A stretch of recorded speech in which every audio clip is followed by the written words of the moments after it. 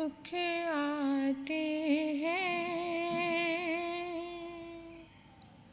सुख जाते हैं। सुख आते हैं, सुख जाते हैं।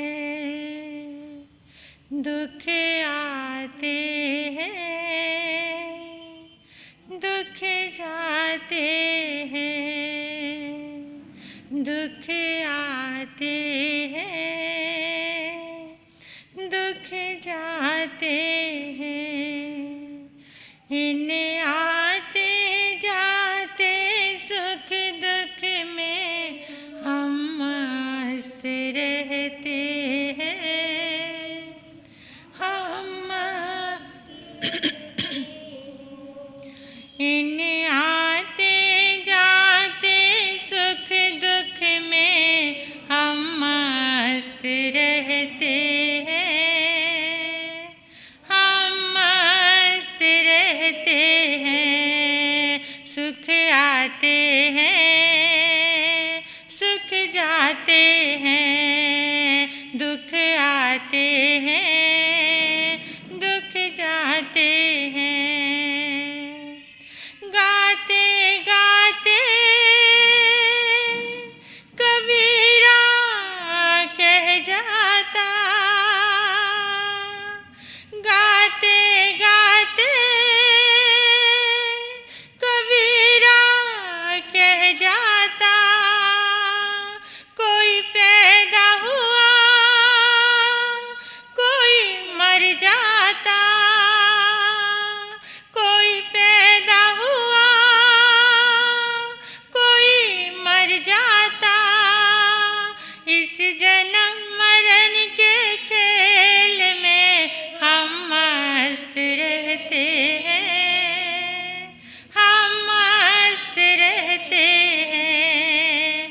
इस जन्म मरण के खेल में हम मस्त रहते हैं।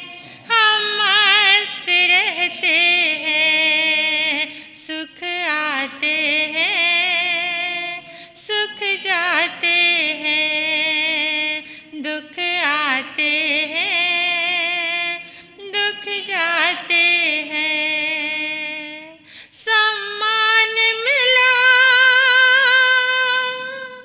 जी भर भर के,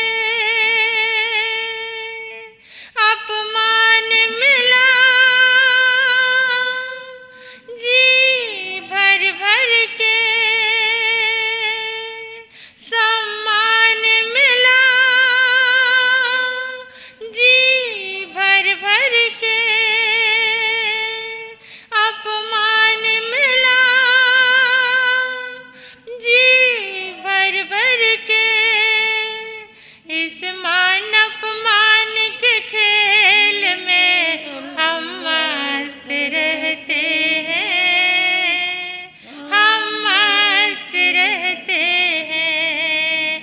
इस मान अपमान के खेल में हम मस्त रहते हैं। हम मस्त रहते हैं। सुख आते हैं, सुख जाते हैं। दुख आते हैं, दुख जाते हैं। इन आते जाते सुख दुख में हम मस्त रहते हैं। हम मस्त रहते हैं। अनंत अनंत मैत्री के मसीहा, दया और करुणा के अवतार परम पिता परमात्मा प्रभु महावीर के चरणों में कोटिश्य वंदन। अरिहंत परमात्मा श्रीमंदर स्वामी भगवान के पावन चरणों में कोटिश्य वंदन नमन। परम दयालु, परम कृपालु, कर्नाटक गज केसरी आराध्य गुरुदेव के चरणों में कोटिश्य वंदन नमन। तप का दिव्य वरदान देने वाले मम आराध्य गुरुवर्या श्री प्रवेश कुमारी जी महाराज साहब के चरणों में वंदन करती हूँ, नमन करती हूँ। 311 उपवास द्वारा जिन शासन की दिव्य प्रभावना करने वाले तपाचार्या, तप चक्रेश्वरी, उप परिवर्तनी गुरनी मैया श्री मोहन माला जी महाराज साहब के चरणों में वंदन नमन। मेरे जीवन पर अनंत उपकार करने वाले, धर्म का दिव्य दान देने वाले, शासन प्रभाविका, आइंबिल तप आराधिका गुरनी मैया डॉक्टर श्री पुनीत ज्योति जी महाराज साहब के चरणों में कोटिश वंदन नमन। स्नेहिल प्रिय छोटी साध्वियाँ, इस पावन प्रांगण में आए परमात्मा के प्यारे प्यारे भक्तों, हृदय के आंगन में आप सभी का स्वागत करती हूँ। अभिनंदन करती हूँ आप सभी की श्रद्धा का, अनुमोदन आप सभी के सुंदर भावों का धन्यवाद देती हूँ। आप सभी के पुरुषार्थ को, आपने पुरुषार्थ किया इस धर्म प्रांगण में आने का, अपने समय का सदुपयोग किया, अपने सहयोगी जनों को, प्रिय जनों को प्रत्यक्ष और परोक्ष रूप में जो आपके मददगार हैं, आपके सहायक हैं, इस सृष्टि के सभी जीवों को धन्यवाद दीजिए, उनका अभिनंदन कीजिए, उनका शुक्रिया अदा कीजिए। ये ऐसी साधना है, जितना शुक्रिया अदा करोगे उतना ही जीवन सुखी और संपन्न होता जाएगा। जब हम किसी को कुछ देते हैं तो मन में बहुत आह्लाद और उत्साह, खुशी आती है। कुछ भी नेक कार्य करते हैं। गीत के बोल कितने प्यारे थे, सुख आते हैं सुख जाते हैं, लेकिन हम मस्त रहते हैं। मैंने गीत इसलिए गाया, कभी ये गीत के बोल शायद मेरे भीतर में भी मस्ती ला दें। प्रभावित तो हम भी होते हैं ना, सुख दुख से प्रभावित होते हैं। आपके साथ ही रहते हैं, आपके घरों से ही लाया हुआ अन्न और पानी खाते हैं और कहते हैं कि जैसा खाए अन्न वैसा हो जाए, है ना। आपके घर में अभी तो थोड़ी सी व्यवस्थाएं चेंज हो गई हैं, सभी एक नंबर की ओर आगे बढ़ रहे हैं, लेकिन फिर में भी जो आपके घर में कमाई आती है वो 1 नंबर की है या 2 नंबर की? बोलो बोलो। हाँ, रले मिले हैं, मतलब फिर भी कुछ 2 नंबर का काम तो होगा कहीं ना कहीं। तो देखिए, रली मिली है तो फिर जैसे आप लोग समझ लो 1 नंबर भी है 2 नंबर भी है, दोनों चीज़ें हैं आपके पास। तो आप हमें जो खाना देते हैं, भोजन देते हैं, उसमें रला मिला है वो 2 नंबर का भी है। तो फिर महाराज जी आपको कौन से नंबर के चाहिए? बोलो महाराज साहब, 1 नंबरी चाहिए या 2 नंबरी? हाँ, 1 नंबरी। उल्टी गंगा ना बहाओ ना, खाना तो खिलाओगे 2 नंबर का और महाराज जी चाहिए 1 नंबर के। अब हम 1 नंबर के कैसे हो जाएंगे? जैसा अन्न हम भी तो मिक्स हो जाएंगे, रले मिले हैं। जैसा अन्न खा रहे हैं, सबसे बड़ा इसी का प्रभाव है। ये टॉपिक को मैं किसी और दिन लूँगी, तो बहुत विस्तृत और सुंदर और एकदम हार्ट टचिंग टॉपिक है ये अन्न का, और अन्न का प्रभाव, उस अन्न की ऊर्जा को हम कैसे चेंज कर सकते हैं। 2 नंबर को हम चेंज नहीं कर सकते, ज़िंदगी का गुजारा नहीं होता, क्योंकि हमारा लाइफस्टाइल ऐसा बन गया है। हमारी जो जीवन जीने का ढंग है ना, वो 2 नंबर के बिना नहीं चल सकता। ये भी चाहिए, वो भी चाहिए, ये 1 नहीं, 2 नहीं, 3 नहीं, 4-4, 5-5 चीज़ें पास में होती हैं तो सब्र नहीं आता। इंसान का 1 मोबाइल से गुजारा नहीं है आज। भाई आते हैं, मैं तो देखती हूँ उनकी पॉकेट में 2-2, 3-3 मोबाइल होते हैं। कैसे मैनेज करते हैं पता नहीं, चाहिए होगा, ज़रूरत है या नहीं, या मतलब बहुत सारी चीज़ें हैं कि देखने वाले को भी लगे कि मेरे पास शो ऑफ करने की ज़िंदगी आज बहुत ज़्यादा है। तो देखिए, सुख आते हैं सुख जाते हैं, लेकिन हम मस्त नहीं रहते हैं। कबीरा ने तो गाया और वो मस्त हो गया कि कोई जन्म हो रहा है किसी का, किसी की मृत्यु हो रही है। लेकिन उस मृत्यु में हम खुश कहाँ पर हैं, मस्त कहाँ, मस्ती नहीं है हमारे पास। जब हमारा अपना कोई विदा होता है, मैं अपनी पहले बात करती हूँ, हमारे गुरु जी महाराज का अभी देवलोक गमन हुआ तो हम सब हिल गए, हम मस्त नहीं रह पाए उस मस्ती में। लेकिन हाँ, थोड़ी देर बाद चेतना आ सकती है। साधु जीवन का यही फर्क है कि जो आप 2 दिन में जागोगे तो यहाँ साधु जो होगा वो 2 घंटे में जाग जाएगा। मतलब उसकी चेतना लौट आएगी कि मैंने जो किया है ये शायद नहीं करना चाहिए, उसके लिए पश्चाताप जागेगा। लेकिन मस्ती आने का मार्ग आपके पास, अभी जो जीवन आप जी रहे हैं उस जीवन में कैसे मस्ती आए। एक बात बताऊं आपको, मतलब सत्य बात बता रही हूँ। हम लोग जिस समय ये साउथ की बिहार यात्रा चल रही थी, आपने जालना नाम सुना है? जालना महाराष्ट्र में है, जहाँ पे पूज्य गणेशी लाल जी महाराज साहब का बहुत बड़ा स्मारक बना हुआ है। और उस जो समाधि स्थल में एक नगर सा बसा हुआ है, गणेश नगर कहते हैं उसको। बहुत सारा 400-500 तो यात्रियों के लिए कमरे हैं वहाँ पर।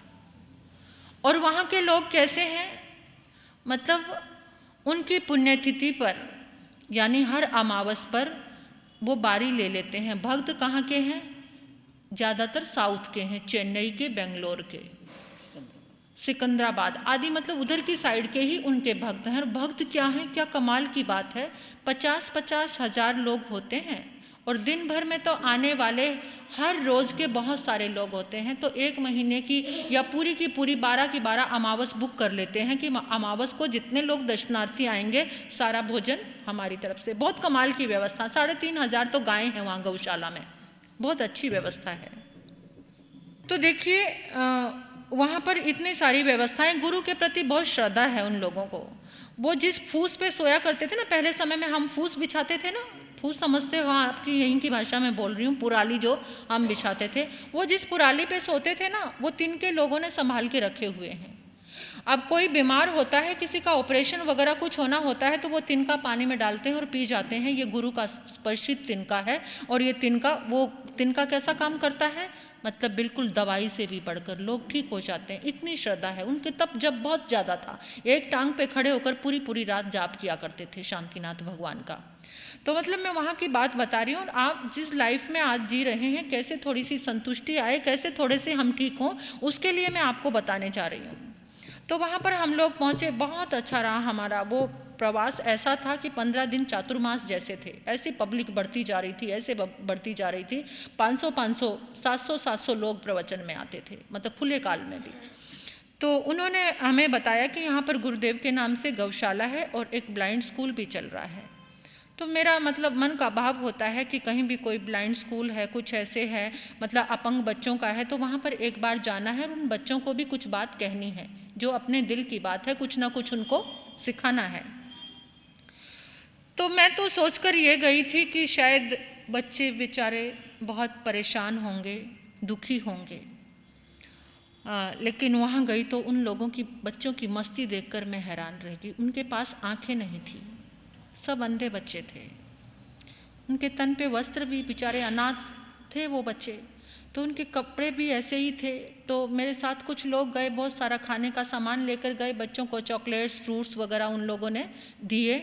और फिर मैंने उन बच्चों को बिठाया और उनको यही धन्यवाद की साधना सिखाई और कहा, जब तुम आपस में भोजन करो, किसी को गाली नहीं निकालनी, किसी से लड़ाई नहीं करनी, आपस में मस्ती के साथ, प्यार के साथ।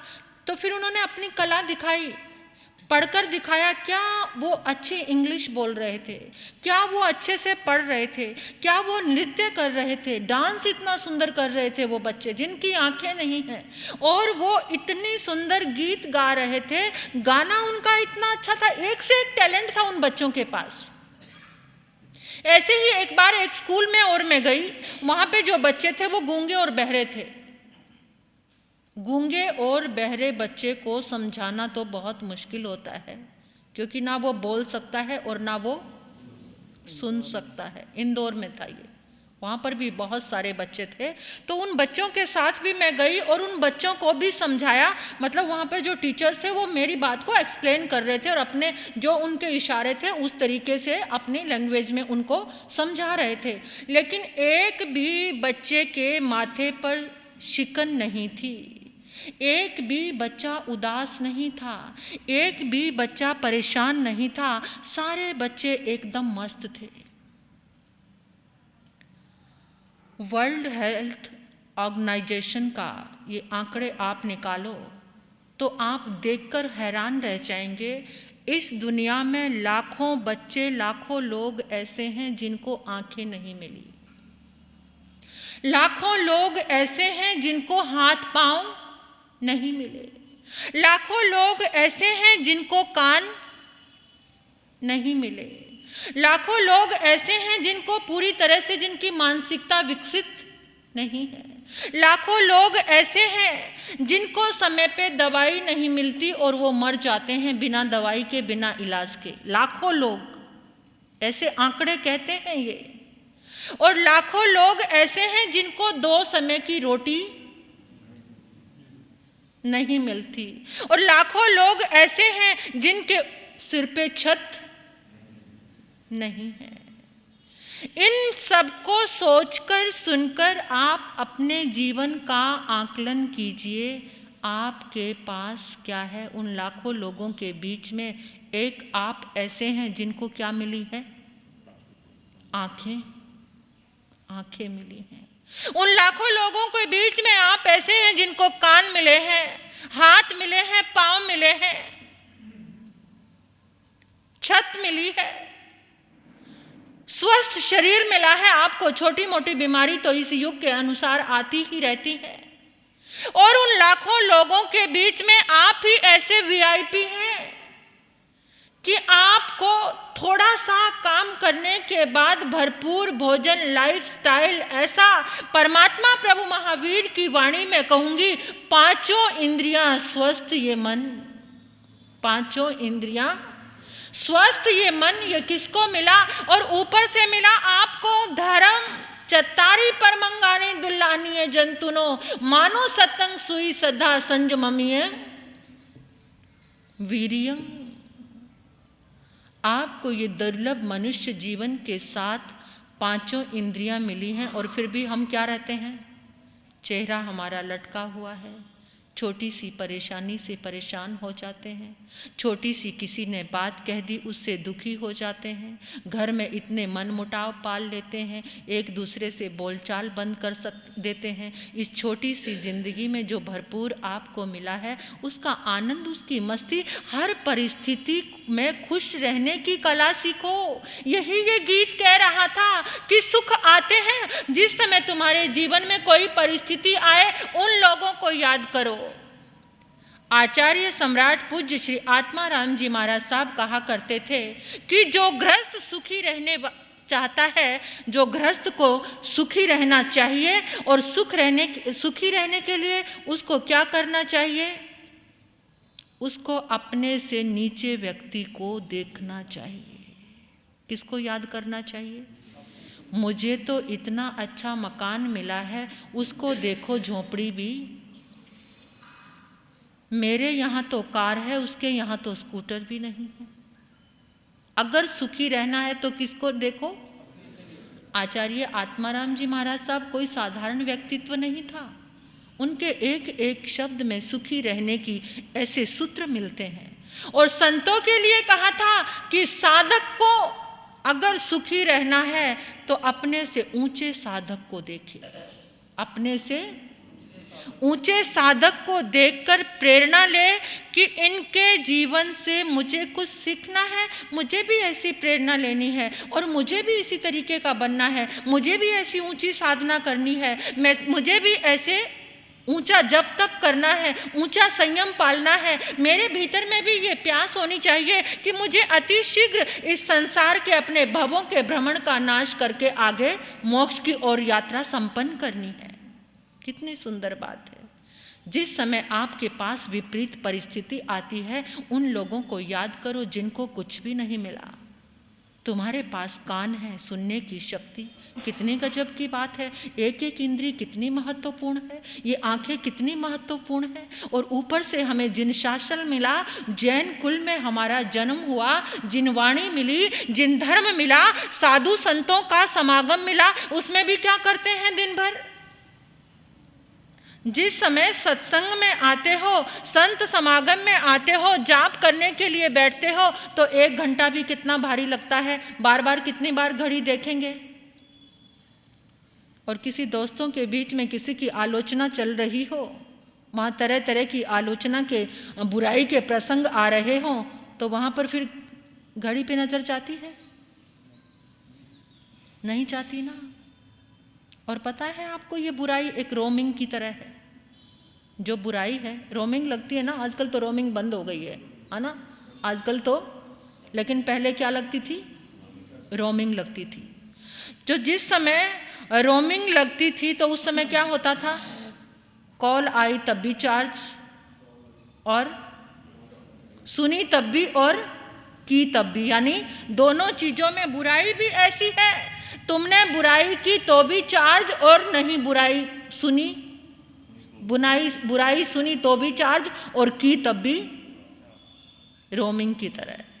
लेकिन हमने अपनी जिंदगी को क्या बनाना है? बीमे की तरह बनाना है। बीमा भरते रहो तो क्या, जिंदगी है तब भी मिलेगा, और जिंदगी नहीं रहेगी तब भी। भलाई किसकी तरह है? जिंदगी में जो भलाई करोगे वो बीमे की तरह है कि वो तुम्हारी जिंदगी के साथ भी है, जीते जी भी साथ, और मरने के बाद भी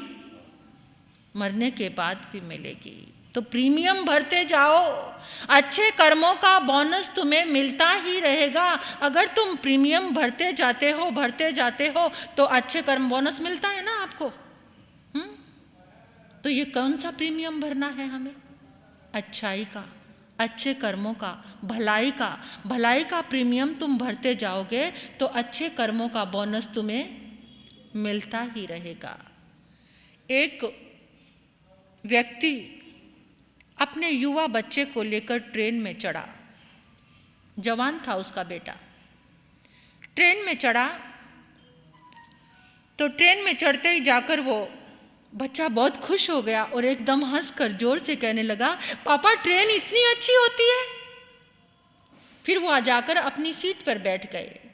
सीट पर बैठे तो जो बच्चा था वो खिड़की की साइड में ट्रेन में बैठा था। तो इतने में उसने थोड़ा सा अपना हाथ बाहर निकाला, एकदम हवा ने उसे स्पर्श किया, हवा ने टच किया, उसे बहुत अच्छा लगा और एकदम चिल्लाकर कहने लगा, पापा देखो बाहर का दृश्य कितना अच्छा है, सारे पेड़ पौधे पीछे की ओर दौड़ रहे हैं। ट्रेन में क्या नजर आता है जब बैठते हैं हम? सारे पेड़ पौधे पीछे की ओर दौड़ रहे हैं। इतने में थोड़ी देर में बारिश की बूंदें आने लगी। बारिश की बूंदें आने लगी तो 1-2 बूंद उस बच्चे के, उस युवा लड़के के हाथ पर पड़ी और वो उसकी ऐसी हरकतें और यात्री देख रहे थे। इतना बड़ा होकर ये लड़का कैसी अजीब सी बातें कर रहा है, बच्चों जैसी बातें कर रहा। यात्री बड़े असहज से हो गए, अनकंफर्ट फील करने लगे। तो इतने में वो लड़के ने चिल्लाकर कहा, पापा पापा बारिश इतनी अच्छी होती है, देखो बारिश की बूंदें कितनी सुंदर लग रही है, देखो बाहर का मौसम कितना अच्छा। यानी वो इतनी जोर से बोल रहा था कि सारे यात्री सुनकर परेशान से हो गए और एकदम जोर से कहने लगे, भाई साहब आपसे एक विनंती है कि आप अपने इस बेटे को किसी अच्छे हॉस्पिटल में किसी अच्छे डॉक्टर को दिखाओ। ये इतना बड़ा हो गया है, इतना युवा हो गया है और ये बच्चे जैसी हरकतें कर रहा है। उसके पिता ने हाथ जोड़कर सबसे कहा, माफ करना, मैं अपने बच्चे को अभी हॉस्पिटल से ही लेकर आ रहा हूं। क्या मतलब?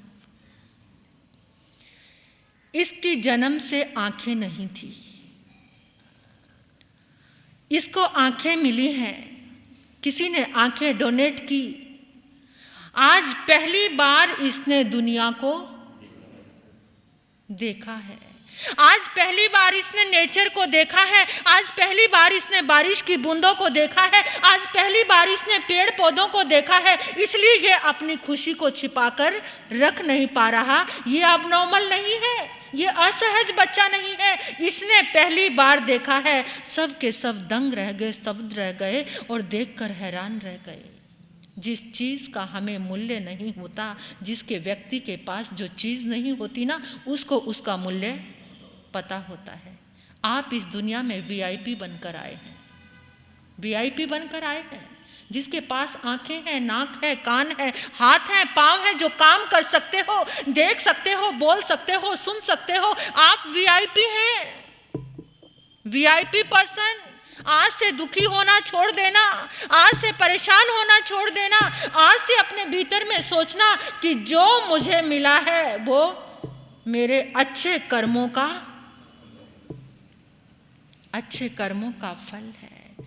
पूर्व जन्म में कुछ ऐसे संतों के दर्शन किए होंगे, कहीं ना कहीं परमात्मा के दर्शन की प्यास होगी, कहीं ना कहीं जिनवाणी सुनी होगी, कहीं ना कहीं महापुरुष का गुणगान किया होगा, कहीं ना कहीं भगवान की तीर्थंकर देवों की स्तुति की होगी, कहीं ना कहीं इन हाथों ने दान किया होगा, कहीं ना कहीं ये पांव चलकर धर्म स्थान में, जिनालय में, उपाश्रय में पहुंचे होंगे।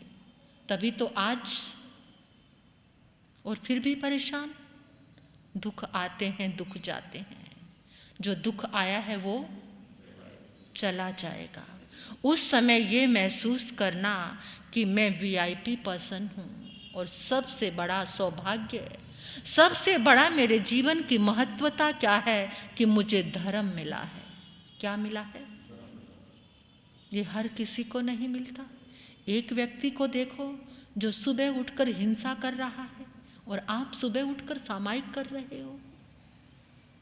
आप सुबह उठकर तैयार हो रहे हो स्थानक में आने के लिए, धर्म स्थान में आने के लिए, और वो व्यक्ति सुबह उठकर जीवों को,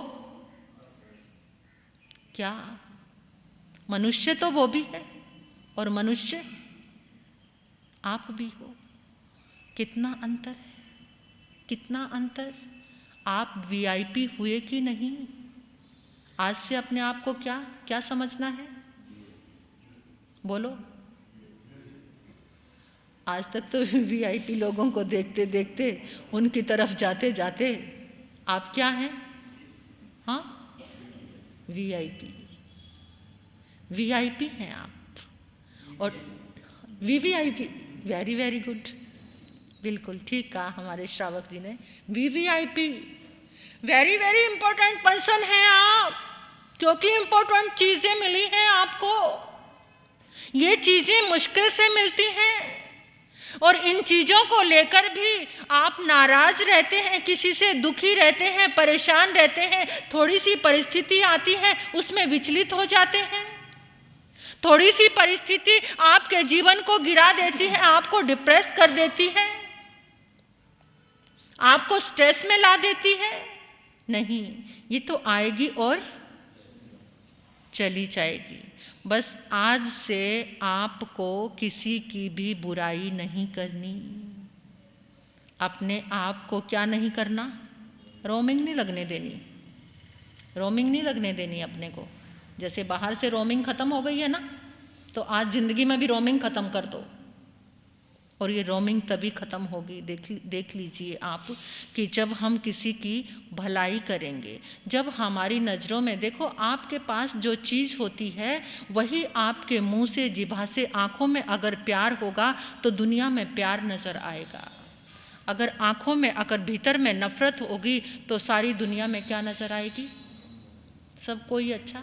जो आपके भीतर है वही आपका बाहर निकलेगा। जो किसी के पास होता है वो व्यक्ति वही देता है। बस आज से आपको यही सोचना है कि मुझे जो कुछ मिला है उसके लिए परमात्मा को क्या है?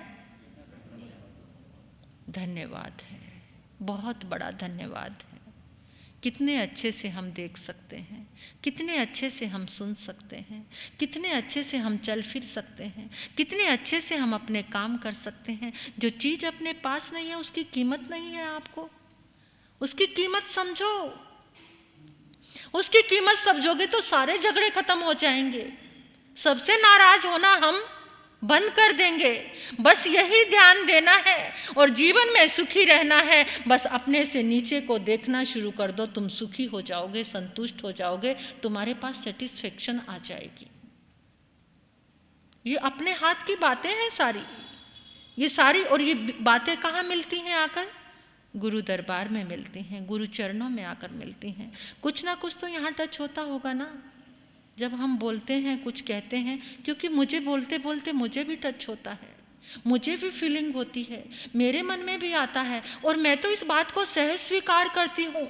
जो हम करते हैं, गाते हैं, अभी वो पूर्ण नहीं है, वो अपना नहीं है, वो सब उधार का है, बाहर का है। लेकिन फिर भी अपनी कमी को लेकर के उस रास्ते पर चलते जाएंगे तो एक दिन वो कमी हमारी दूर हो जाएगी। अब गुन्नी जी महाराज साहब के मुखारविंद से उनकी अमृतमयी वाणी का आप पान करेंगे।